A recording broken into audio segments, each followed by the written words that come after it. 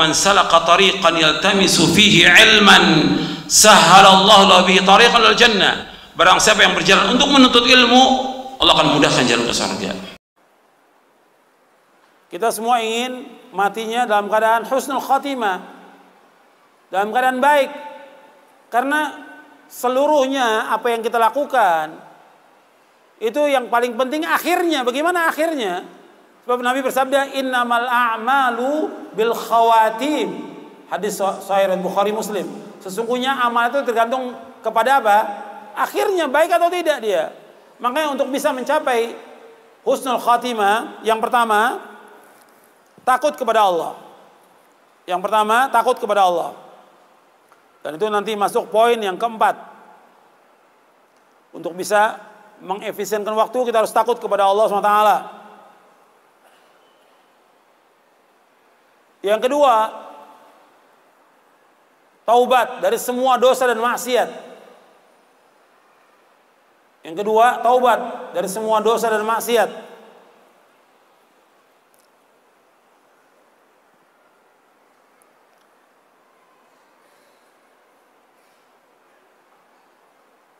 Taubat dari semua dosa dan maksiat.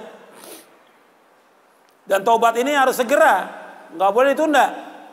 Allah berfirman, wa tubu ilallahi jami'an ayyuhal mu'minun la'allakum tuflihun. Bertaubatlah kalian semuanya wahai yang beriman, agar kalian menjadi orang yang sukses.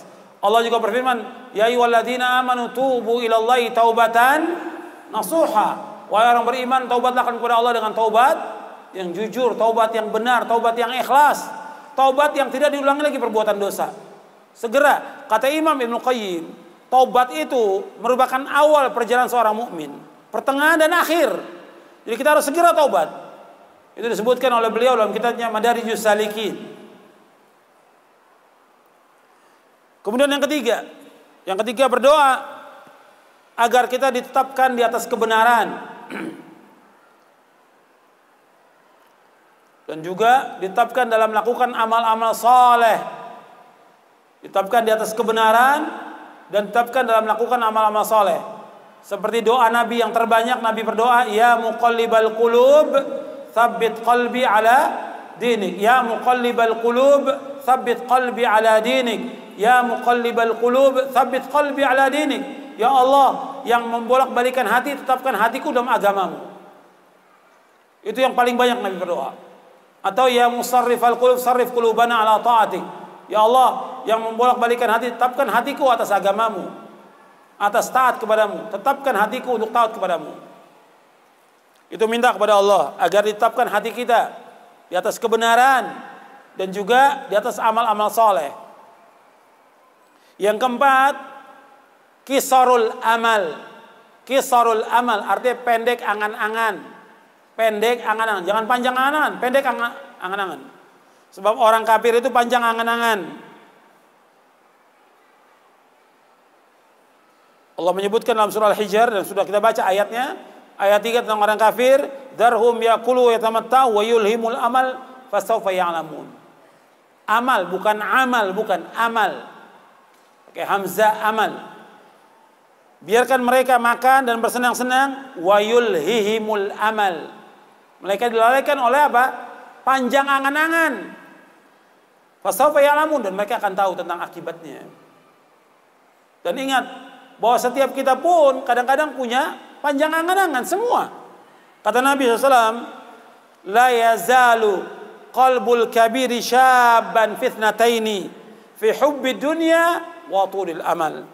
Kata Nabi, senantiasa hati orang yang sudah tua itu tetap muda dalam dua perkara. Orang yang sudah tua tetap muda hatinya dengan dua perkara. Yang pertama hubbud dunia, cinta dunia. Yang kedua tulul amal. Tulul amal, panjang angan-angan. Hadis ini muttafaqun alaih, disepakati oleh Bukhari dan Muslim. Jadi manusia semuanya ini, muslim maupun kafir, seperti itu. Nabi bicara soal orang Islam ini. Kalau orang kafir sudah dari awal sudah mereka seperti itu.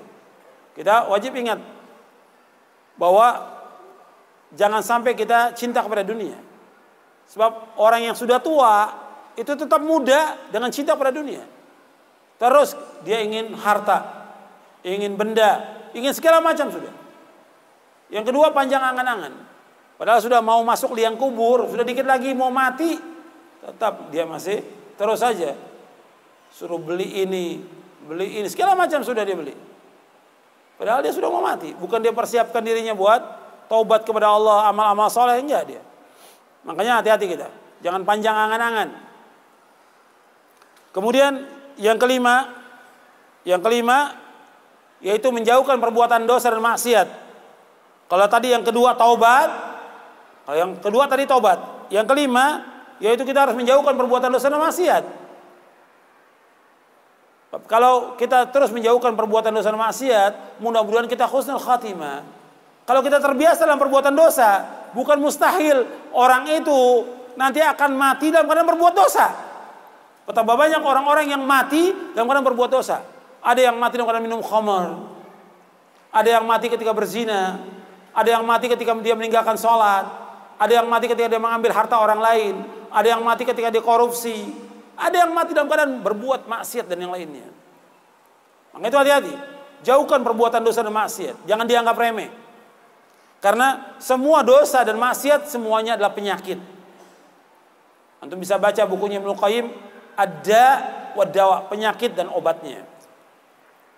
Yang keenam, as-sabru al-masaib. Yang keenam, kalau kita ingin husnul khatimah, kita sabar atas musibah.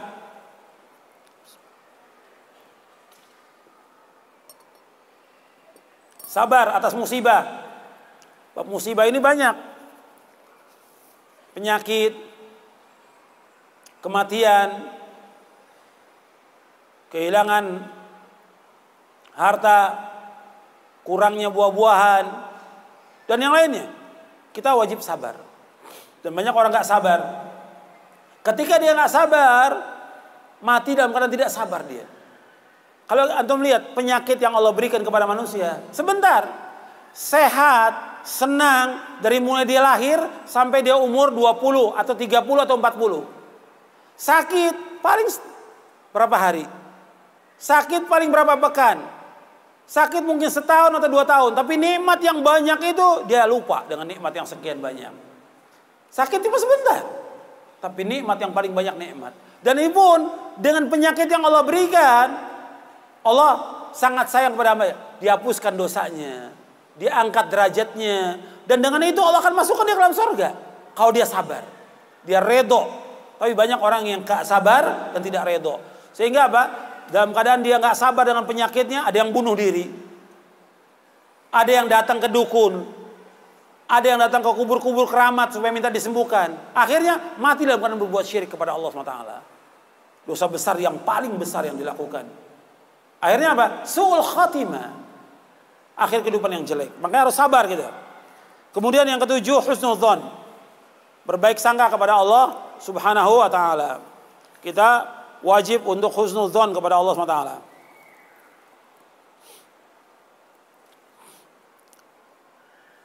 Yaitu diantara cara-cara untuk mendapatkan husnul khatimah.